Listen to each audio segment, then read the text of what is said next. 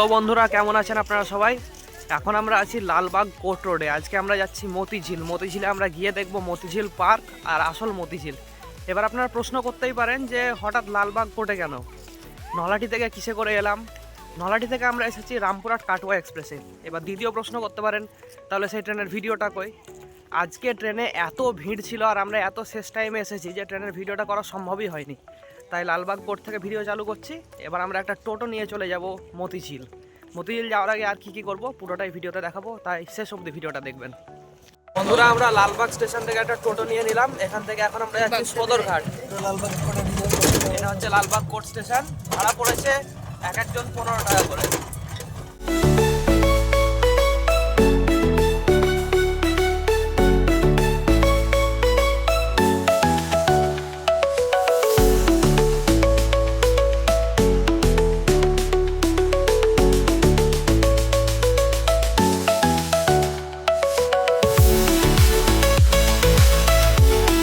কিছুক্ষণ আগে আমরা গঙ্গার এই ঘাটটাতে ছিলাম, ওখান থেকে এখন আমরা চলে এসেছি গঙ্গার এই ঘাটে।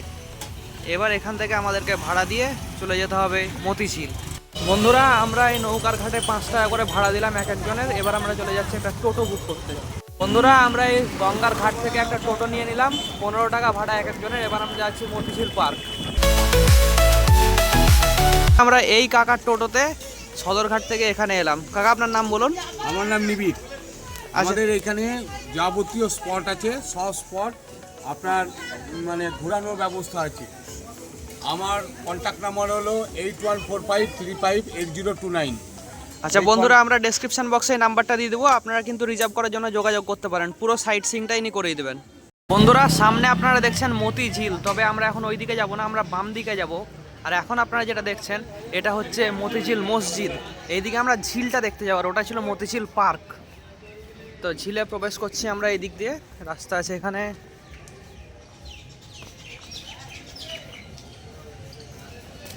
এটা একটা প্রোটেক্টেড মনুমেন্ট, যদি আপনারা ভালো করে দেখেন। এখানে আমরা ভেতরে গিয়ে একটা গাইড নেব আর গাইডের কাছে জেনে নেব যে মতিঝিলের ব্যাপারে উনি কি জানেন। এখন আমরা মতিঝিলের মধ্যে এন্ট্রি করছি। মতিঝিল মসজিদের ফ্রন্ট সাইড, আর এটা হচ্ছে মতিঝিল। এই যে জায়গাটা বেড়াতে এসেছেন, জায়গাটার নাম হচ্ছে মতিঝিল, মানে সিরাজের যে মাসি খালা ছিল ঘাসিটি বেগম, এটা তারই প্রপার্টি। এটা টোটালটা 1050 বিঘে জায়গা, তার মধ্যে 750 বিঘাই হচ্ছে জলাটা। মধ্যেখানে আইল্যান্ড দ্বীপ, দ্বীপের মাথায় ছিল সিরাজের খালার বাড়ি। বাড়িটা উনি বসবাস করতেন, আর এটা হচ্ছে ওনার বাগান বাড়ি বা নামাজ পড়ার জায়গা। এখানে নামাজ পড়তে আসতেন। তো এই মতিঝিলটা কেন তৈরি হলো, এর কারণ হচ্ছে সিরাজদৌল্লার খালু নওয়াজেশ মোহাম্মদ খান, উনি ঢাকার নবাব ছিল। যেহেতু তখন বাংলাদেশটা আলাদা ছিল না, এক ছিল, কিন্তু এই বেগম ঢাকায় যেতে চাইলেন না। তিনি এই জায়গাটা পছন্দ করেছিলেন, মুর্শিদাবাদটা। তখনই মতিঝিলের পূর্ব দিকের অংশটা হচ্ছে নদীর একটা পরিত্যক্ত খাল। কোনো এক সময় নদী তার গতি চেঞ্জ করাতে ওই দিকটা গর্ত হয়ে পড়েছিল। সেই গর্তটা ছেড়ে দিয়ে বাকি অংশের মাটিগুলো কাটিয়ে ইস্টোর করে বিল্ডিং কনস্ট্রাকশনের কাজে লেগেছিল। আগে যে গর্তটা ছিল পড়ে প্রকৃতিভাবে, তার সঙ্গে অ্যাড করে দিয়ে একটা বড় জলায় পরিণত হয়েছিল। সেটা অল্প সময় অল্প খরচে। এই জলা থেকে আবার ওই দিক দিয়ে মুখ মুড়ে ওই দিক দিয়ে ঘুরিয়ে কর্নার শেষ করলেন। 3 ধারে এটা পানি দিয়ে ঘেরা হলো, মধ্যেখানে দ্বীপ। এই দ্বীপের মাথায় ছিল বেগমের বাড়ি। হঠাৎ করে কোনো শত্রু আক্রমণ করতে পারবে না। একটা হচ্ছে রাস্তা। মতিঝিল নামার কারণ, তিনি এখানে সামুদ্রিক ঝিনুক চাষ করে এখানে মতি সংগ্রহ করেছিলেন। তখন এই জায়গাটা বা জলাখার নাম মতিঝিল দেওয়া।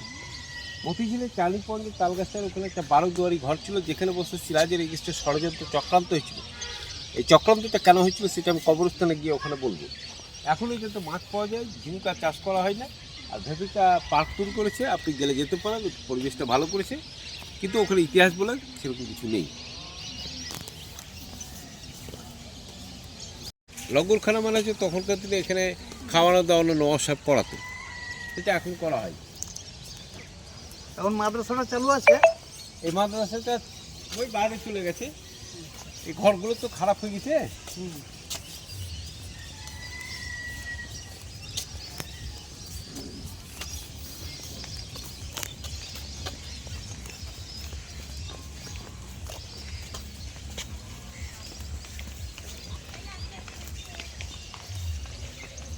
এখানে মোট 5টা কবর রয়েছে, ভেতরে 4জন, গেটের বাইরে একটা। প্রথম যে কবরটা সিরাজের খালু নওয়াজ মোহাম্মদ খান, উনি হচ্ছেন ঘসেটি বেগমের স্বামী, আলিবর্দী নবাবের বড় জামাই, ঢাকার নবাব ছিলেন।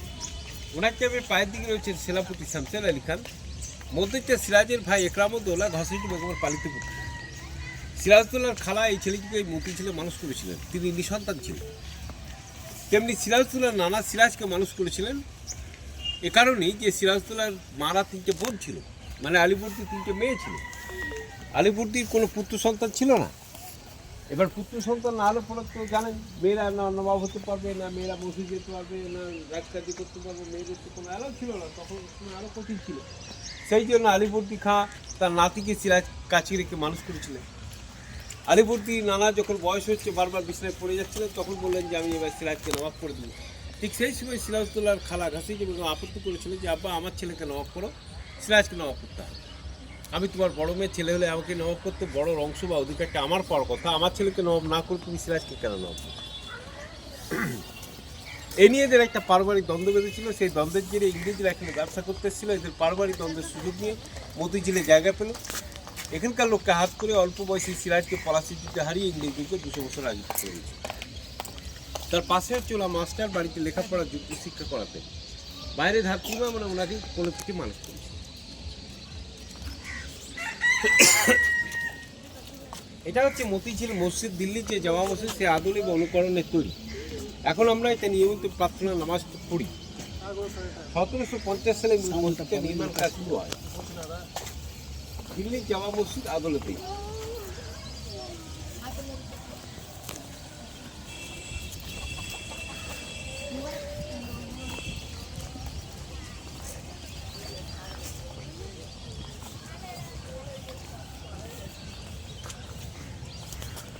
এটা একটা বদ্ধ ঘর, এর কোনো জানলার দরজা কিছু নেই, চারিদিক বন্ধ, উপরটা ছাদ। ইংরেজদের ধারণা সিরাজের খালার গুপ্তধনের মধ্যে লুকানো আছে। আগেকার দিনে ব্যাংলা ঘর ছিল না, মানুষ মাটির তল দিয়ে লুকিয়ে রেখে যেতেন, এটা ইংরেজদের ধারণা ছিল। এর মধ্যে অনেক কিছু লুকানো আছে। এই ধারণাতে এক ইংরেজ সাহেব এটা কামান দাগিয়ে ভাঙতে গিয়ে মুখ দিয়ে রক্ত মারা গেছে।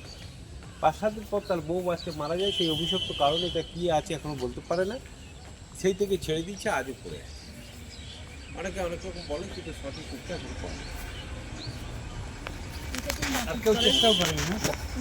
আমার বাবুকে বললাম না, ওখানে 5 পুরুষ এই জায়গাটা আসলে যে এখানে অ্যাকচুয়ালি কি আছে এখানে কেউ জানে না, তার ইতিহাসও নাই। আর কি আছে, ঘরটা ভাঙতে গিয়ে মারা গেল, তারই এটা 5 বছরের বাচ্চার মেমোরি। বাচ্চাটাও মারা যায়, তো লোকের ধারণা ওই অভিশপ্ত ঘরটা ভাঙতে গেল বলে ওদের পরিবারটা নষ্ট হয়ে গেল। আবার যাতে কেউ ভাঙতে গিয়ে বিপদে না পড়ে, ওই জন্য সেটা বাড়ি। এটা পড়লে জানলে ওটা এটা স্মৃতিফল। হ্যাঁ, মেমোরি যাকে বলে, ইংরেজদের যেমন মেমোরি হয় না। বন্ধুরা, আপনাদেরকে এই মতিঝিলের ব্যাপারে একটা খুব ইন্টারেস্টিং তথ্য দিয়ে দিই। আপনারা এটাকে মতিঝিল নামে জানেন, কিন্তু যখন এটা তৈরি হয় তখন এটার নাম ছিল কোম্পানি লেক, কারণ ইংরেজ সরকারের সঙ্গে একটা চুক্তিতে এখানে মতির চাষ করা হতো। আর যদি ভালো করে আপনারা লক্ষ্য করেন, এটা মতিঝিলের কিন্তু স্ট্রাকচারটা অনেকটা আলাদা। এটা ঘোড়ার নালের মতো তৈরি করা হয়েছে, মানে বাঁকানো। এবার একটু পরে আমরা পার্কে যাব, পার্কে গিয়ে আপনাদেরকে আরও কিছু জিনিস দেখাবো। আমরা হোটেলে লাঞ্চ করে এবার যাচ্ছি মতিঝিল পার্কের মধ্যে। এখান থেকে আমাদেরকে একটা টিকিট নিয়ে নিতে হবে, তারপরে আমরা মতিঝিল পার্কে যাব। আমরা এই মতিঝিল টিকিট কাউন্টার থেকে একজনের 30 টাকা করে টিকিট নিয়ে নিলাম। এবার আমরা যাচ্ছি মতিঝিল পার্কের মধ্যে। মতিঝিল পার্কে যদি আমরা এখানে পুরো নামটা দেখি, ওটা হচ্ছে মতিঝিল ট্যুরিজম ডেস্টিনেশন পার্ক, আর এটা হচ্ছে মতিঝিল পার্কের ম্যাপ। এইটা দেখো,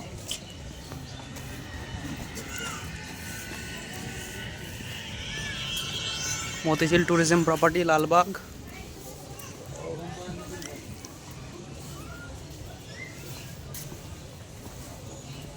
সামনেটা ঘিরে রেখেছে না।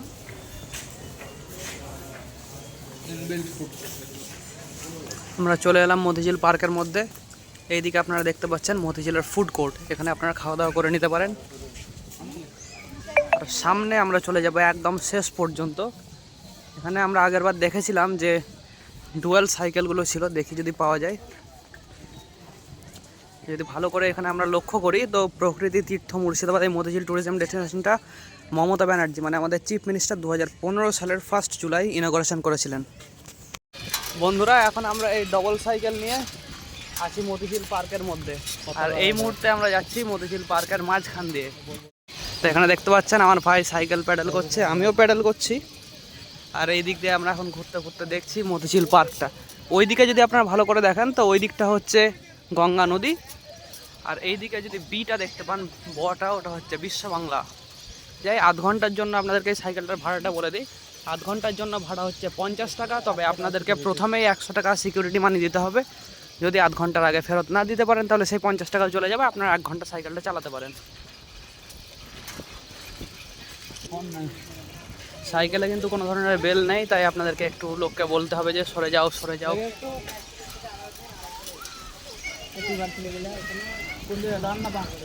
ডান দিকেই চল, তবে খুব এনজয় হচ্ছে। বাঁ দিক দিয়ে ঘুর, বাম দিক দিয়ে ঘুরে গোল করে ঘুরবে বিশ্ব বাংলার।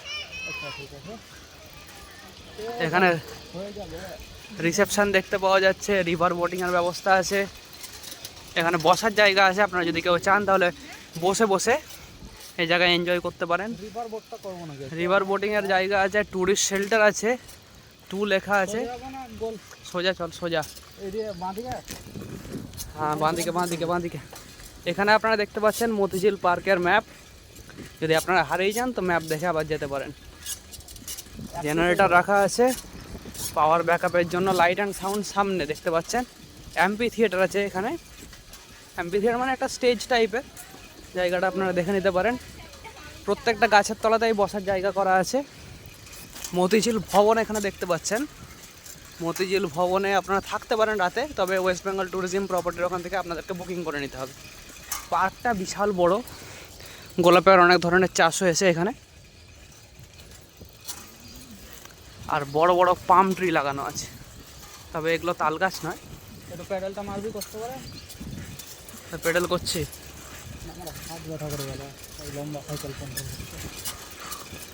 ভালোই এনজয়মেন্ট মনে হচ্ছে। হেঁটে হেঁটে এতটা জায়গা কভার করা একটু মুশকিল হতো। ট্যুরিস্ট কটেজ আছে এখানে। ভালো করে যদি জানতে চাই তাহলে দুটো জায়গা আছে, আপনারা কটেজ বা ভবন যেটা আপনাদের ইচ্ছে সেটা বুক করে দিতে পারেন। তবে দুটোই কিন্তু বুকিং হবে ওয়েস্ট বেঙ্গল ট্যুরিজমের এতে। এখানে দেখতে পাচ্ছেন ওয়াচ টাওয়ার আছে সামনে, আর খুব সুন্দরভাবে কিন্তু সাজানো আছে। আলিবর্দি খানের এখানে একটা স্ট্যাচু, আর এই সামনে এই দিকটা দেখছেন এটা হচ্ছে কটেজ। আমরা এখনো শেষ অবধি পৌঁছাইনি, এখনো মনে হচ্ছে 2 মিনিট আরও যেতে হবে সাইকেলে করে। মিউজিক্যাল ফাউন্টেন দেখতে পাচ্ছেন সামনে, পানি আছে, ফাউন্টেনগুলো বন্ধ আছে এই সময়। সুরের ঝর্ণা। আমার বাম দিকে দেখছেন এটা হচ্ছে কটেজ। ওয়েস্ট বেঙ্গল ট্যুরিজমের প্রপার্টি থেকে আপনারা বুক করে নিতে পারেন। ফটো শুটিং চলছে, আর এখানে গল্ফ কার্টও আছে। আপনারা যদি কেউ বেশি লোকজন আসেন, 8 জন 10 জন, তখন আপনারা গল্ফ কার্ট বুকিং করে নিতে পারেন। Lotus pond, jetty, light and sound সামনে আছে। এই যে স্ট্যাচুগুলো দেখছেন এখানেই কিন্তু আপনাদেরকে লাইট অ্যান্ড সাউন্ডটা দেখানো হবে, বরং এখানে বলা ভুল, আরেকটু আগে যেতে হবে। সিরাজউদ্দৌলার স্ট্যাচু, লাস্ট স্বাধীন নবাব বেঙ্গল বিহার উড়িষ্যার। ওয়াচ টাওয়ার সামনে আছে, আমি আপনাদেরকে দেখালাম। এই যে এটা হচ্ছে ওয়াচ টাওয়ার।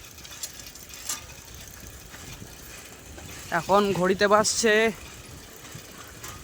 1:27।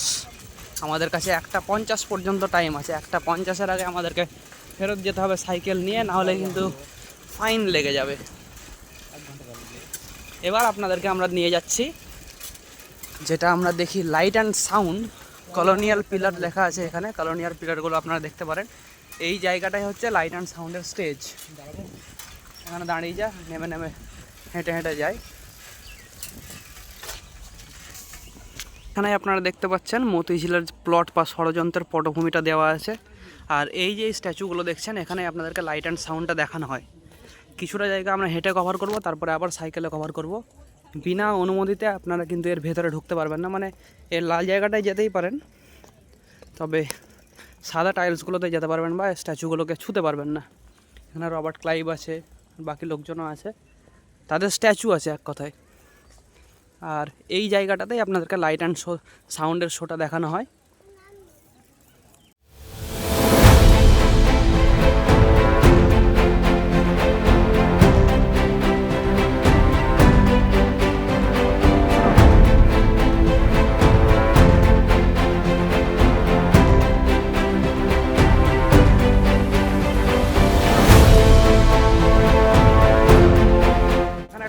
পার্কের মতো আছে, যদি আপনাদের সঙ্গে বাচ্চারা থাকে আপনারা তাদেরকে এখানে নিয়ে আসতে পারেন। আর ঠিক এই জায়গাতে এসেই কিন্তু মতিঝিল শেষ হয়ে গেল। তার অনেকটা আগেই মতিঝিল শুকিয়ে গেছে, কারণ এখন হয়তো ঠিকঠাকভাবে ড্রেজিংটা হয়নি। এখানে টয় ট্রেন আছে, ডান দিকেই চল।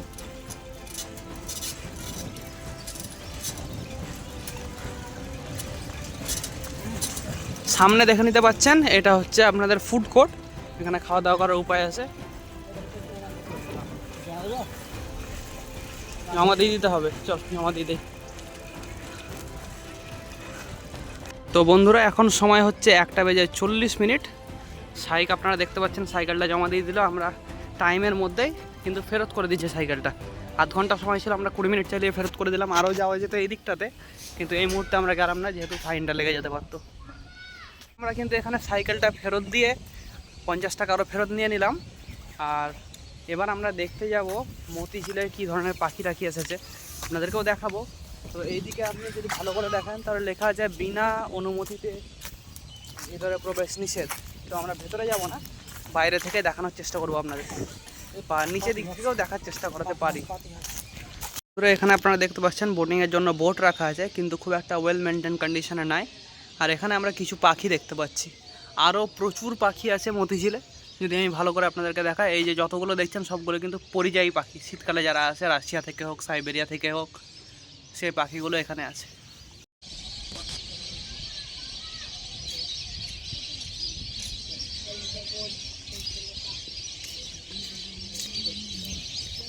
তখন আমরা লোকেট করতে পেরেছি রিভার বোটিং, কিন্তু কোনো কারণে বোটটা বন্ধ আছে। আর বোটের সামনে এইভাবে একটা বেঞ্চ দিয়ে জায়গাটা কিন্তু ঘিরে রাখা হয়েছে।